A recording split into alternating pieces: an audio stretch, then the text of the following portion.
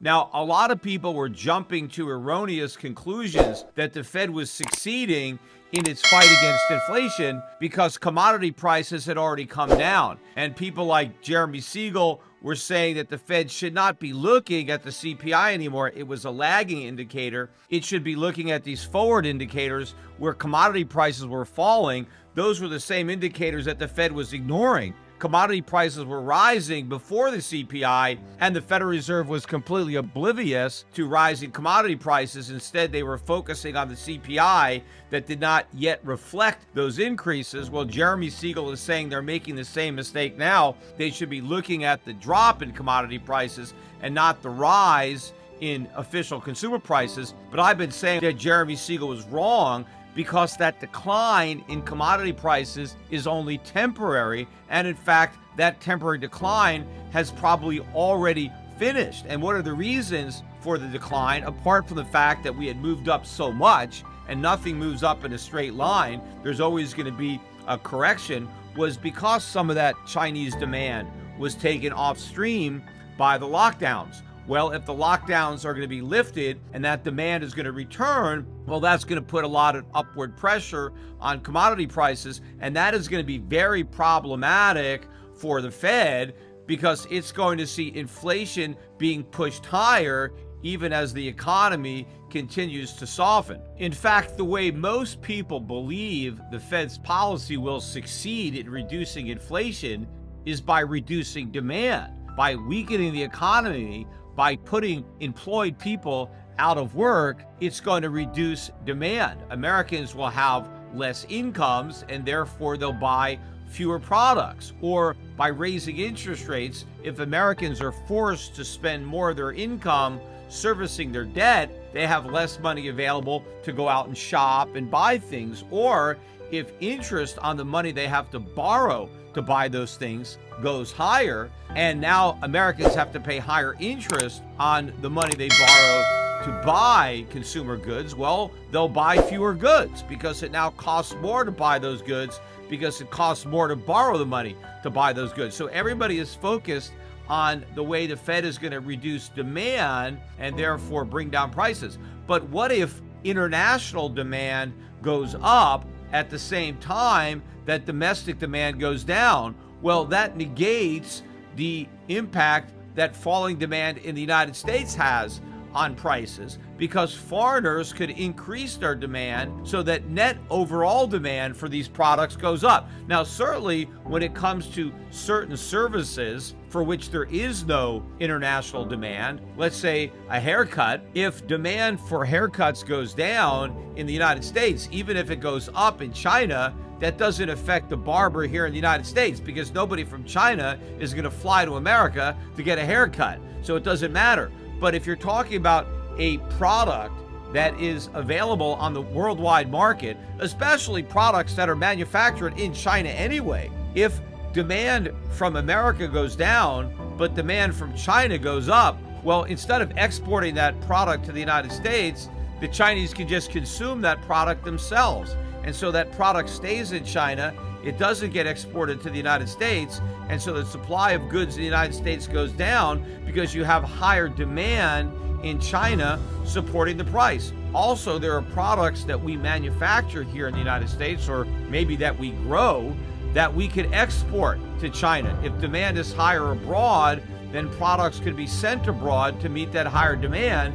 And that means even if there's reduced demand here in the United States, that reduced demand doesn't reduce price because the higher demand abroad resulted in the producer of that good shipping the product abroad. And so you're not seeing a reduction in price. Everybody forgets that demand is worldwide. I always talk about how we can have higher inflation during a recession because I realize that prices are not just determined by the ability of Americans to pay, but it's the ability of everybody all around the world to pay. And Americans are competing with foreigners for the same goods. And it's also not simply a function of demand, but it's a function of supply.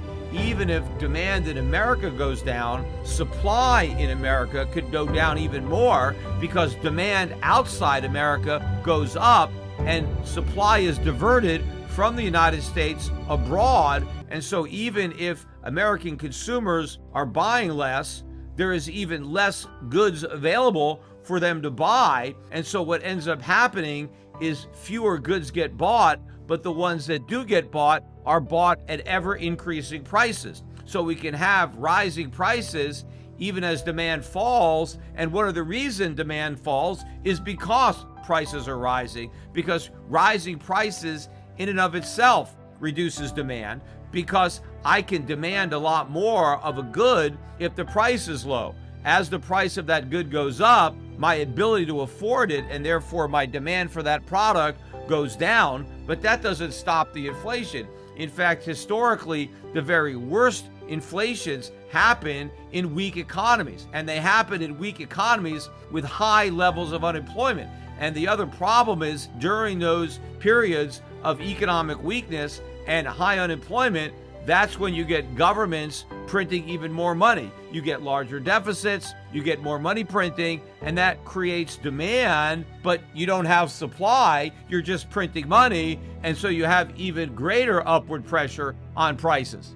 And another factor that is going to be contributing to the upward momentum in commodity prices and therefore higher inflation numbers is going to be the renewed weakness in the US dollar. Well, I look at the report from Barrick not as bearish for gold, but bullish, because it's an acknowledgement of how high inflation is and how much costs are going up. And if inflation is this bad, gold is going to go up. It's just a question of when the world wakes up to the reality of this inflation. And by the way, you can already see the demand in physical gold and silver, where demand is skyrocketing. Central bank demand is skyrocketing. In fact, there were these reports of a huge buyer in the gold market on Thursday when gold was making new lows. There was a huge buyer that is maybe speculated to be China, which makes a lot of sense to me. I think China is really trying to stockpile its gold, especially if China is thinking of doing something, maybe making a move against Taiwan. They're not going to do that until they've really shored up their gold holdings. They want to divest themselves of US dollars and US treasuries and be loaded up with gold before they do anything that may invoke sanctions. Because if they divest of all their dollars and then they're not holding any US treasuries, then they don't have to worry about US sanctions. And in fact, if they load up on gold and we try anything, then they're going to benefit, because the value of the gold they buy now is going to go way up in a world where we try to sanction a China that doesn't even have any US dollars left on its balance sheet because it's already converted them into gold. But it's only a matter of time, and not much time, before investors recognize that the price of gold is not only going to rise commensurate with the cost of producing it, but it's going to rise more, because as investors lose confidence in the ability of the Fed and other central banks to rein in inflation, now they're more motivated to hedge against inflation because they no longer can count on the central banks to protect them. They have to look for their own protection, and they can find it in gold.